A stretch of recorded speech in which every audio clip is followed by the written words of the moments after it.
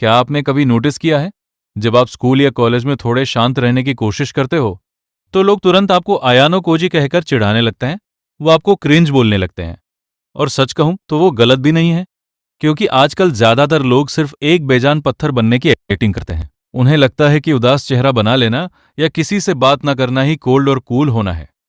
लेकिन दोस्तों, असली आयानो कोजी बनना सिर्फ शांत दिखने के बारे में नहीं है, बल्कि उस तूफान को शांत करने के बारे में है जो आपके दिमाग के अंदर चल रहा है। आज हम उस सस्ते दिखावे को पीछे छोड़कर उस असली डार्क साइकोलॉजी को समझेंगे जिसने आयानो कोजी को एक लेजेंड बना दिया।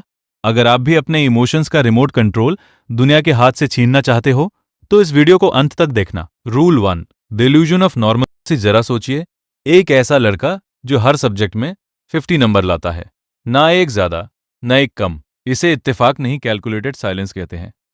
आयानो कोजी का पॉकर फेस कोई मुखौटा नहीं है, वो एक हथियार है सबकी नजरों से छुपने का। इंसानी फितरत है कि हम उन्हीं लोगों पर ध्यान देते हैं जो बहुत खुश हैं या बहुत दुखी। जो अपनी भावनाओं को चेहरे पर लेकर घूमते हैं वो दुनिया के लिए एक खुली किताब बन जाते हैं। लोग उन्हें आसानी से पढ़ लेते हैं और मैनिपुलेट कर लेते हैं। लेकिन जो इंसान रिएक्ट ही नहीं करता वो इनविजिबल हो जाता है। असली ताकत तब नहीं होती जब आप सबको अपनी काबिलियत दिखाते फिरे, बल्कि तब होती है जब आप सबके सामने होकर भी किसी की नजरों में ना आए। Rule 2, survival through emotional mastery. लोग कहते हैं कि आयानो कोजी जैसा बनना कूल है, लेकिन क्या आपने कभी सोचा है कि वो ऐसा बना क्यों?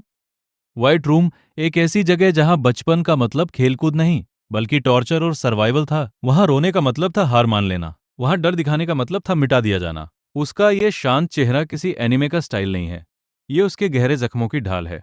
उसने अपने डर को दबाया नहीं, बल्कि उसे इतना करीब से देख लिया कि अब डर को भी उससे डर लगता है। जब आप नॉट रिएक्टिंग को मास्टर करते हो तो आप दुनिया को ये मैसेज देते हो कि तुम्हारी कोई भी बात, तुम्हारा कोई भी हमला मेरे दिमाग की शांति को भंग नहीं कर सकता। Rule 3, silence as a psychological weapon. एक साइकोलॉजिकल फैक्ट बताऊं, इंसानों को चुप्पी से डर लगता है। जब आप किसी से बहस करते हो और वो चिल्लाने के बजाय बस आपको शांत आंखों से देखता रहे तो आप नर्वस होने लगते हो। आपका दिमाग ओवर थिंकिंग करने लगता है। ये क्या सोच रहा है? क्या इसे पता है मैं क्या करने वाला हूं? आयानो कोजी इसी अनकंफर्टेबल साइलेंस का इस्तेमाल करता है। उसका चेहरा एक खाली कैनवास है जिस पर उसके दुश्मन अपना ही डर पेंट करने लगते हैं। जब रुएन ने उसे छत पर पीटा तो उसे दर्द हुआ, पर उसने रिएक्ट नहीं किया। और यही वो मोमेंट था जब रुएन हार गया, क्योंकि जिस इंसान को आप डरा नहीं सकते उसे आप कभी हरा भी नहीं सकता। Rule 4, the tool theory and detachment. अब आते हैं उस कड़वे सच पर जो हर किसी को हजम नहीं होता। आयानो कोजी के लिए भावनाएं एक लग्जरी है जो वो अफोर्ड नहीं कर सकता। उसके लिए हर इंसान, हर रिश्ता सिर्फ एक सीढ़ी है अपने मकसद तक पहुंचने की। अक्सर हम लोगों से इसलिए हार जाते हैं क्योंकि हम उनसे इमोशनली जुड़ जाते हैं। आयानो कोजी हमें सिखाता है डिटैचमेंट। वो लोगों को दोस्त की तरह नहीं बल्कि एक शतरंज की गोटी की तरह देखता है। यह सुनने में डार्क लग सकता है, लेकिन रियल लाइफ में भी जो इंसान इमोशंस को अपने फैसलों के बीच नहीं आने देता वही सबसे सटीक डिसीजन लेता है। Rule 5, mastering the frame control. तो क्या आपको भी कल से चुपचाप घूमना शुरू कर देना चाहिए? बिल्कुल नहीं। आयानो कोजी बनने के लिए आपको चेहरा नहीं, अपना माइंडसेट बदलना होगा। सबसे पहले जब कोई आपको गुस्सा दिलाए तो उसे एक डेटा की तरह देखो। सोचो कि सामने वाला ऐसा क्यों कर रहा है, बजाय इसके कि आप उस पर चिल्लाएं। इसे कहते हैं ऑब्जर्व डोंट अब्जॉर्ब।